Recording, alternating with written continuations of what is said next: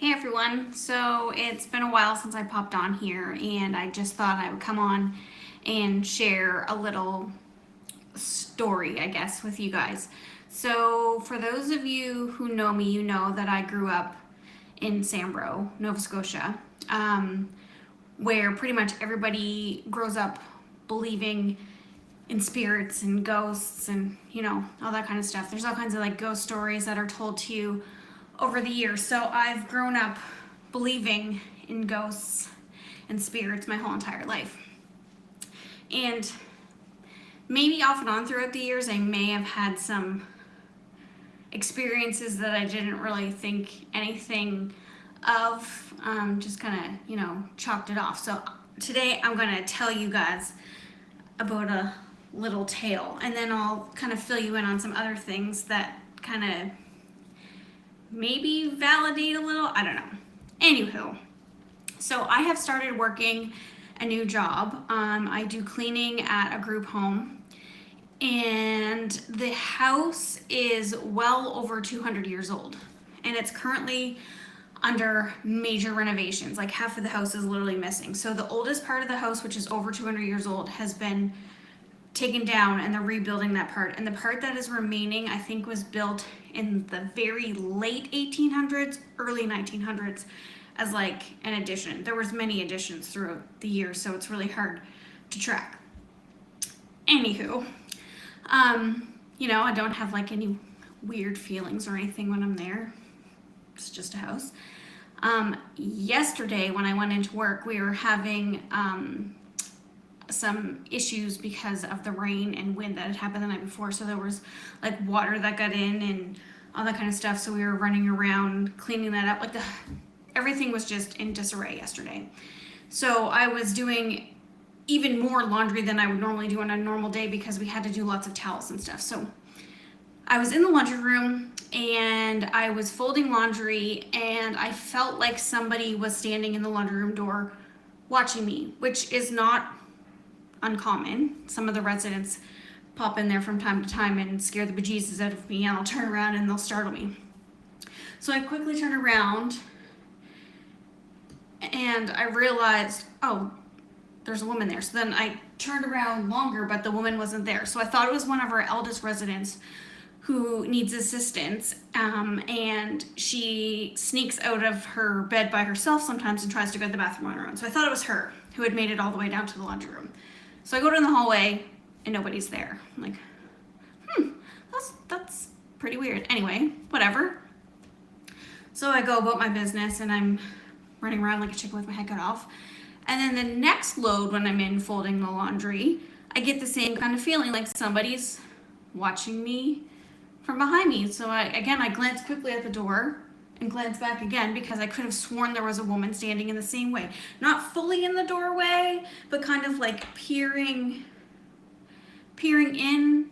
I couldn't tell you what she looked like. I just felt like I knew that it was a woman, I guess. That's the only way I can describe it. So I put down the towel and I go out and I look down the hallway both directions, and there's nobody there again. I'm like, okay, I'm freaking losing my mind. I obviously didn't have enough coffee this morning. So there was literally nobody around. So I walk out into the main part of the house and I see the cook in the kitchen, and I go in and I told her, I think I'm losing my mind. And she's like, why? So I told her the story, and she's like, oh, let me tell you a story. So then she goes on to tell me the story, how she was working one night and there was only one other person working with her, and she was asleep, and she watched a lady go into the bathroom, and then she went down the hallway and there was nobody there, but she also couldn't describe what she looked like. So now I'm like, okay, that's weird. Like, did I see something? Didn't I see something? I don't know. But there was also another time when Troy and I were pulling into the driveway, and Alexander was in the back seat. And when we pulled up, it was dusk, so it's kind of that weird time of night that you can't really see. And Troy's pulling up, and there was a guy who was like darting across in front of our shed. Like, we park here and our shed's right here. So our headlights were hitting the shed. And I literally saw the light like reflect off of him as he was running by. And I was like, whoa. And Troy's like, what are you doing? And I said, didn't you see that guy? and him and Alexander did not see the guy. So I just thought that maybe I was tired, because I have been known to see a donkey on the side of the road when I was driving when I was tired, and I'm pretty sure there wasn't a donkey there. So yeah, so now I'm a little like weirded out. But then it made me think of like something that happened to me when I was younger.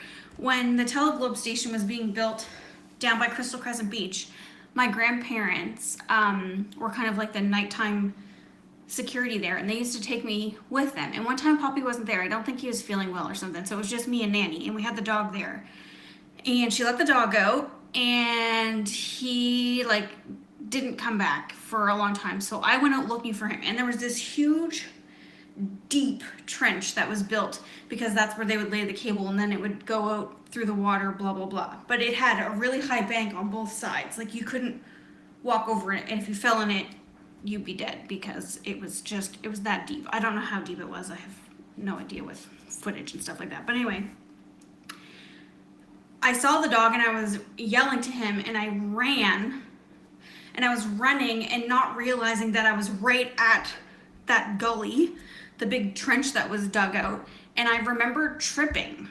I tripped, and I remember thinking to myself, oh my God, I'm gonna be dead, because I'm gonna land headfirst down here. I'm dead. Nobody's gonna find me. And then when I came to, I was on the opposite side, and I have no idea how I got over there. Like, no idea. I don't know. And then I'm like, did I dream that? Did that really happen? But I'm pretty sure it really happened. Or maybe I've just been nuts my whole life, and all these ghost stories I've been told have really played with my head. But it was very real to me. So yeah, I don't know if what I saw yesterday was real or not, or if I'm just nuts. But yeah, I thought I'd come on here and share with all of you, because I haven't come on in a while and popped in to say hello. So yeah, that's my story. If you guys have any cool ghost stories, put them in the comments below, because I love hearing stuff like that, and I watch shows like that all the time. But I don't really want to be like one-on-one, up and close and personal with ghosts. Like when we bought this house, we knew that the lady had passed away, but we had to make sure that she didn't pass away in this house, because there was no way in hell I was buying this house with some other lady's spirit walking around here mad because we're changing things that she did. So yeah, we only bought the house after we found out she didn't pass away in here. I know, I'm a weirdo. Okay, well, I hope you guys enjoy your day, and I will see you all again, hopefully sooner rather than later. Okay, bye!